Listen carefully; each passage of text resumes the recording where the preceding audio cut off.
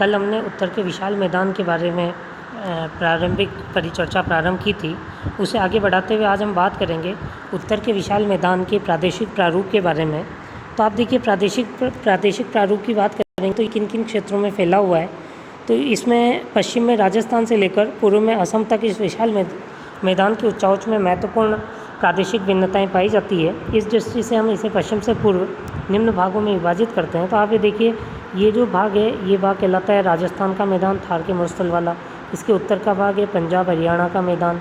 उसके बाद जो पश्चिमी यूपी वाला भाग है वो उच्च गंगा का मैदान कहलाता है। उसके बाद उत्तर प्रदेश, पूर्वी उत्तर प्रदेश और बिहार का जो भाग है वो मध्य गंगा का मैदान कहलाता है। और मुख्य रूप से पश्चिमी बंगाल का जो भाग है वो निम्न गंगा का मैदान कहलाता है। असम में जो ब्रह्मपुत्र नदी मैदानी भाग बनाती है वो ब्रह्मपुत्र के मैदान के नाम से जाना जाता है। तो हम प्रारंभ करते हैं इसके डिवीज़न्स। सबसे पहले राजस्थान का मैदान। इसका विस्तार राजस्थान के पश्चिम भाग में अरावली पहाड़ियों के पश्चिम से लेकर भारत पाकिस्तान सीमा तक है। इसे दो भागों में बांटते हैं, मरुस्थलीय और अर्धशुष्क या बांगर प्रदेश। मरुस्थलीय जो भाग है वहाँ बालू का स्तूप सबसे अधिक मात्रा में पाए जाते हैं। यहाँ कहीं कहीं नीलशिस्ट और ग्रेनाइट चट्टानें भी मिलती है।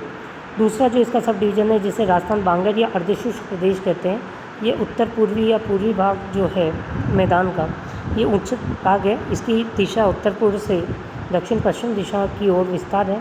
यहाँ की प्रमुख नदी लूनी है जो मौसमी है, अजमेर के अन्ना सागर झील से निकलती है तथा दक्षिण पश्चिम दिशा में कच्छ के रण में विलीन हो जाती है।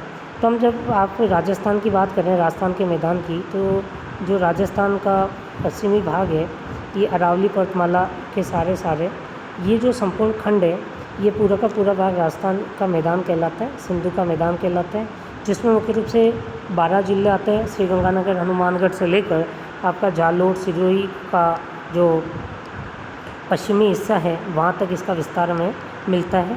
नागौर, बाड़मेर, जैसलमेर, ये सभी जो रीजन हैं, इन रीजन में मुख्य रूप से अगर दो डिवाइडेशन करें तो हम पश्चिम का जो भाग है 25 सेंटीमीटर समवर्षा रेखा से, वह मरुस्थलीय भाग कहलाता है। 25 से 50 सेंटीमीटर समवर्षा रेखा का भाग अर्धशुष्क मैदान के रूप में जाना जाता है। दूसरा जो भाग है वो है पंजाब और हरियाणा का मैदान।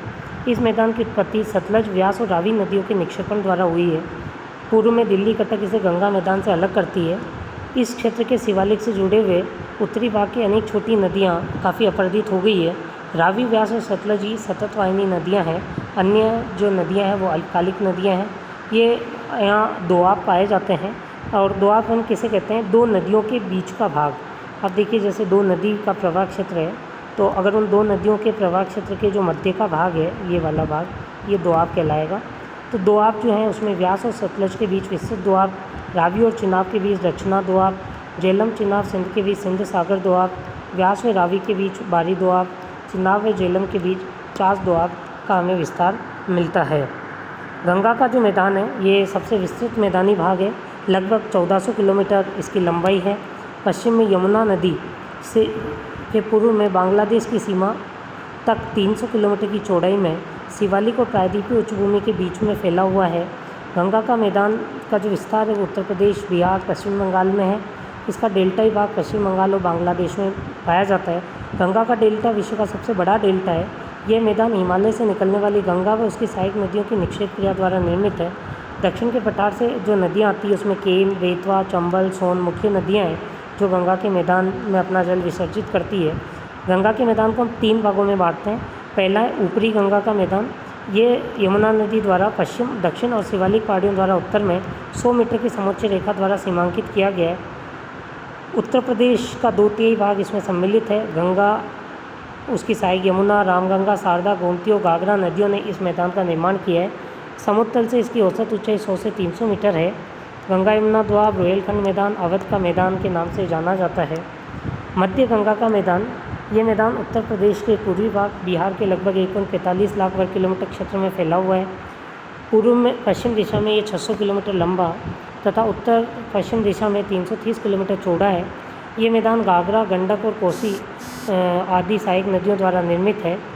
यह जो बहने वाली नदियाँ हैं वह अपना मार्ग बदलती रहती है, इसलिए यहाँ प्रतिवर्ष भयंकर बाढ़ आती है। इस मैदान के प्रसिद्ध उपक्षेत्र हैं गंगा घाघरा दोआब, घाघरा गंडक दोआब और गंडक कोसी दोआब। निम्न गंगा का जो मैदान है वो मैदान 81,000 वर्ग किलोमीटर क्षेत्र में फैला हुआ है। उत्तर में दार्जिलिंग हिमालय के गिरिपात क्षेत्र से दक्षिण में बंगाल की खाड़ी तक का छोटा नागपुर पठार के पूर्वी छोर से बांग्लादेश असम की सीमाओं तक फैला हुआ है। जलपाईगुड़ी व दार्जिलिंग जिले का पर्वतपदी और तराई का क्षेत्र द्वार कहलाता है। डेल्टा व खास निचला क्षेत्र बिल, दलदल, चार, निम्न भूमि, तटबंध, तटीय बालू भूमि इसके प्रमुख लक्षण हैं। ब्रह्मपुत्र का मैदान असम की घाटी के विशाल मैदान का सुदूर पूर्वी भाग है जो ब्रह्मपुत्र उसकी सहायक नदियों द्वारा अपवाहित है। ये भ्रंश और दक्षिण में नागा क्षेत्र, ढाल प्रवणता कम होने के कारण ब्रह्मपुत्र एक अति गुम्फित नदी हो गई है जिसमें अनेक नदी द्वीप बन गए हैं। माजुली विश्व का सबसे बड़ा नदी द्वीप है। असम घाटी को दो उप प्रदेशों में विभाजित करते हैं, ऊपरी असम घाटी और निचली असम घाटी। ऊपरी और निचली असम घाटी का विभाजन 94 डिग्री पूर्वी देशांतर के सहारे किया जाता है। उत्तरी भाग में ब्रह्मपुत्र उसकी सहायक नदियों ने जलोत्पन्न का निर्माण किया है। तराई व अर्ध तराई क्षेत्र भी हैं जिसमें दलदल पाए जाते हैं। ढाल कम होने का यहाँ अनेक नदी विसर्प हैं और अनेक नदी विसर्प बनते हैं जिसमें सामान्य रूप से आप देखिए अनेक निम्न भूमि है जो बिल का निर्माण करती है। धन्यवाद।